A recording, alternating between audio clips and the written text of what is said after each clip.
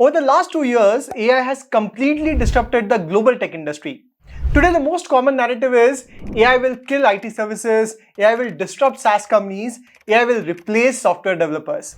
And since India is one of the largest technology outsourcing hub, many investors worry that AI could become a major threat to the Indian IT and technology sector. Honestly, to some extent, these concerns are valid. AI will automate certain tasks.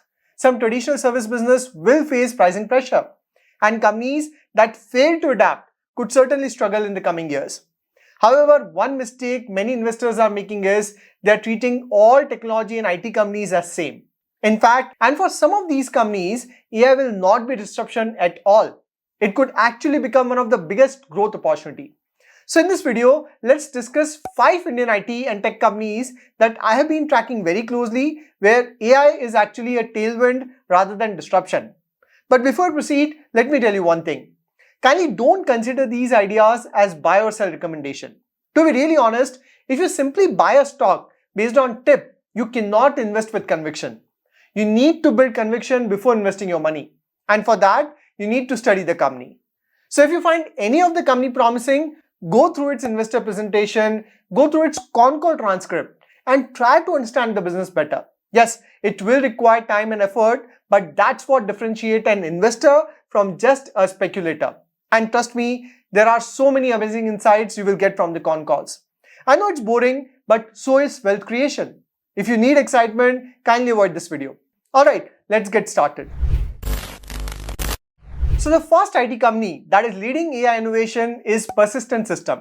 Unlike traditional IT outsourcing firms that primarily provide manpower, Persistent operates closer to the product engineering and digital transformation layer. And AI adoption is creating demand exactly in these areas. Today, it has got 20 out of Fortune 50 companies as its client. In FY26, Persistent reported revenue of about $1.65 billion, growing 17.4% year on year, while profit grew over 33%. Interestingly, Persistent has now delivered 24 consecutive quarters of growth, which is remarkable, especially when majority of IT companies are struggling due to slower demand. Now, this is a very interesting slide that shows Persistent's strategy around helping clients become AI ready through 3 layers: enterprise data readiness, business productivity, and engineering productivity. Before a company can deploy AI agent, co-pilot, or automation tool, it first needs its data in order. That is why the slide places enterprise data readiness for AI at the center of the entire framework, where Persistent is focusing heavily on data modernization, data engineering, cloud migration, and AI-ready architecture. This is a much larger opportunity than simply building chatbots. Then Persistent is building its own IP like Saswa, Gen AI Hub, iAura Accelerator instead of only selling the manpower. Company has received 121 AI-related patents. Also, Persistent has partnered with all leading AI companies. It means whoever wins the race, Persistent would be their implementation partner. The good part is, due to AI-related uncertainty, Persistent PE ratio has fallen almost 50% from the highs of 80. Interestingly, management continued to guide for $2 billion of revenue for FY27, along with some margin expansion. So that translates to around 20% top-line growth guidance. And in the latest con call, there was a question on whether they can achieve this number because of all AI-related uncertainty. On that, management said, at the moment, macros are a bit challenging. Although they don't have direct impact from Middle East, but they can see some impact due to high inflation if oil remains high. Still, they said, we are marching towards our target steadily and will get there plus minus a quarter at worst. On Sasocalypse, they said it is an opportunity for people like us. Then second company in the list is Rategain. Unlike Persistent, which is selling AI services to enterprises, Rategain is a technology-based product company that is embedding AI into the business. So let's first quickly understand Rategain business. Imagine you own a hotel. Every day, you need to answer 3 critical questions. Which room price should I charge today? Where should I sell my rooms? And how do I attract more customers to my hotel? These are very important questions because if the company cannot answer them properly, it directly impacts their occupancy and eventually revenue and profit.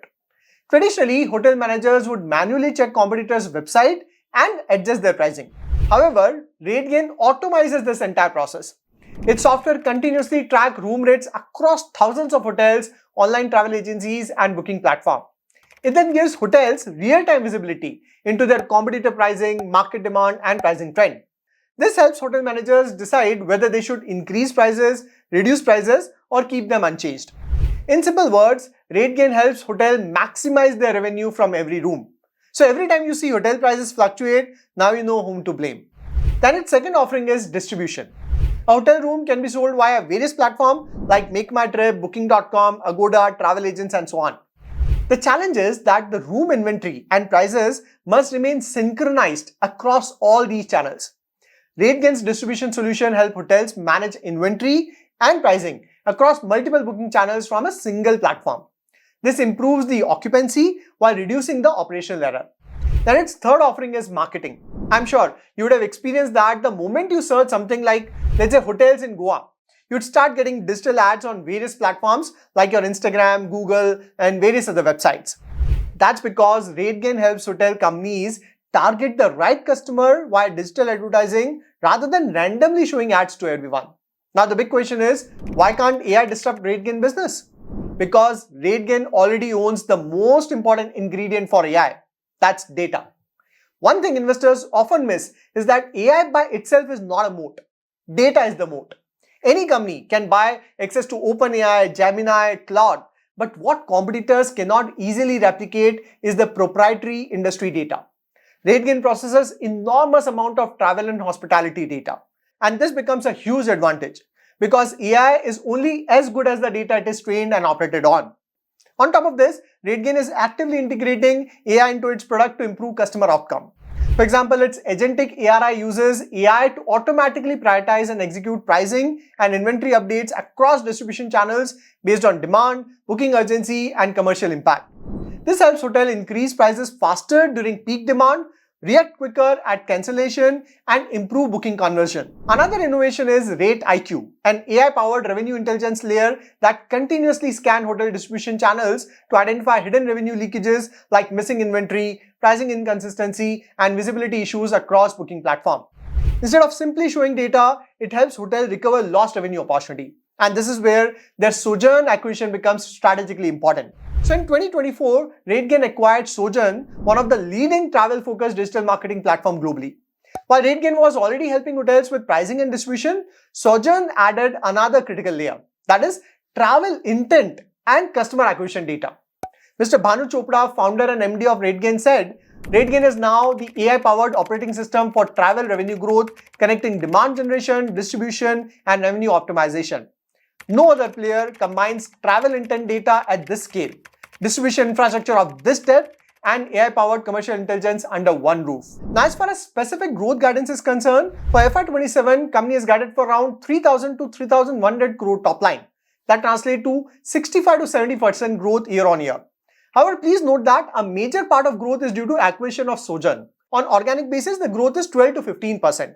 On EBITDA, management has guided for 21 to 22.5% margin, which is much higher than their 19% margin for FY26. As a result, company's EBITDA is expected at around 650 to 700 crore. In FY26, company did operating profit of 337 crore.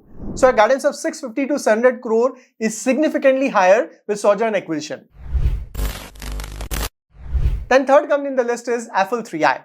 Just like Rategain's moat is travel data, Affle's moat is consumer and advertising data.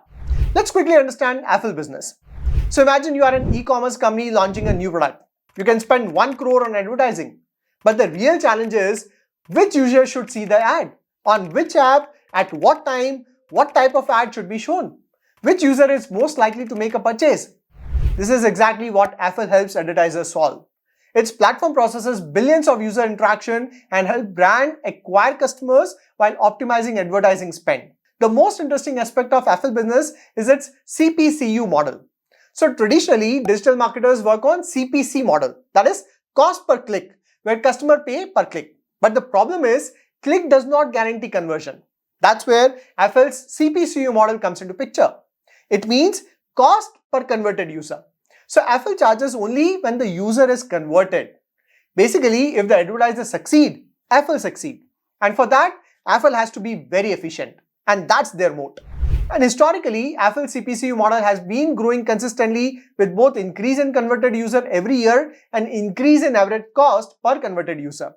This slide beautifully summarizes Affle's entire business model.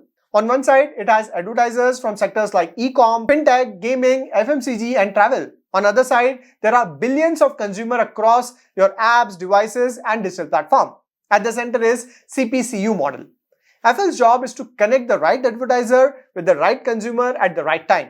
Affle is already using AI to help the company identify users who are most likely to convert, personalize ad recommendation, automate ad campaign, and detect fraudulent traffic.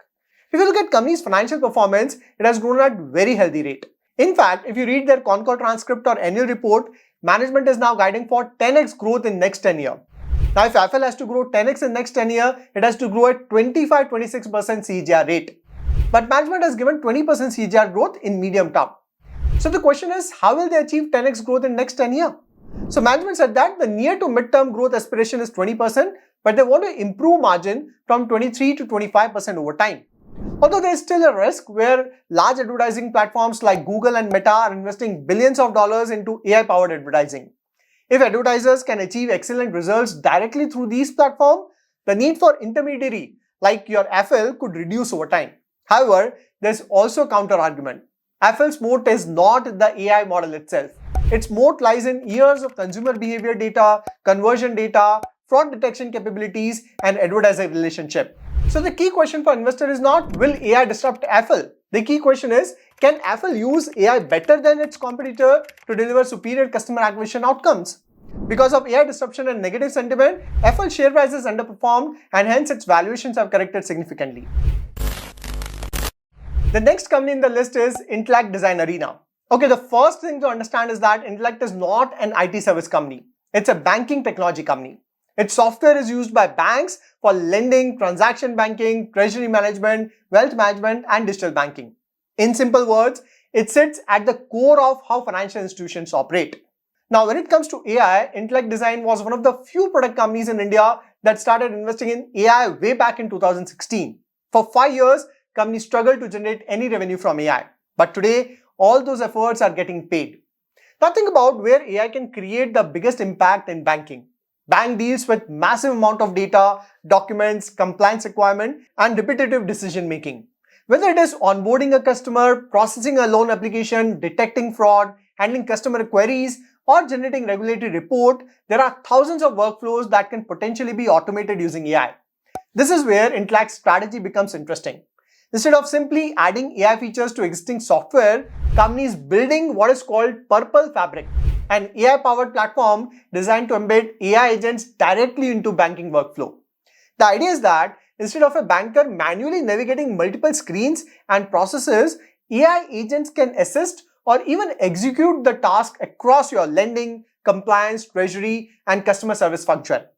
Management believe this is much bigger than just launching another AI product. In fact, company says it is pivoting from being a product company to becoming a full-stack AI-first platform company. Through its eMACH.ai architecture, AI is being integrated directly at the core of its banking platform rather than being added later as a feature. The company has built a portfolio of over 36 AI-related patents.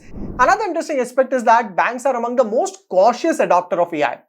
They care about data security, audits, explainability, and regulatory compliance. Because Intellect already has a relationship with banks and operate inside mission critical system, it may have an easier path to AI adoption than generic AI startup. In fact, in latest con call, Intellect management said something very important. They said AI has worked reasonably well in customer service and support function where 80 to 85% accuracy may be acceptable. But most financial institutions have not been able to apply AI or productionize it in core processes, system and technologies. Just think about it. If an AI assistant gives a wrong answer to a customer query, the consequences may be limited. But if AI incorrectly approves a loan or misses a fraud transaction or makes a compliance error, the consequences can be significant. Management argues that this is one of the biggest reasons why AI adoption in core banking processes has been slower than expected. To solve this problem, Intellect claims it has spent years researching how to improve AI reliability for enterprise application. In fact, management claim it has filed over 15 patents in this area over the last 6 months alone. Overall, company has filed 125 patents. Last year, they filed close to 100 patents. Financially, company has managed to grow its revenue at 15% CAGR in last 5 years. FY26 revenue growth is 20%. But due to ongoing investment in capability building, margin got diluted and its operating profit growth is around 10% CAGR rate. Going forward, management said that they have designed the business for long-term 20% CAGR growth. In FY27, company aspired 20% growth. Whether they achieve 15, 14 or 12%, time will tell. Due to AI-related uncertainty, its share price is corrected 40% and valuation has fallen from peak PE of 50 plus to now around 30. Fifth company in the list is Indegene. Unlike generic IT companies that are trying to apply AI across industries, Indegene operates exclusively in life sciences and healthcare area where it works with pharma companies across the value chain. The first thing to understand is that healthcare is one of the most data-intensive and compliance-heavy industry in the world.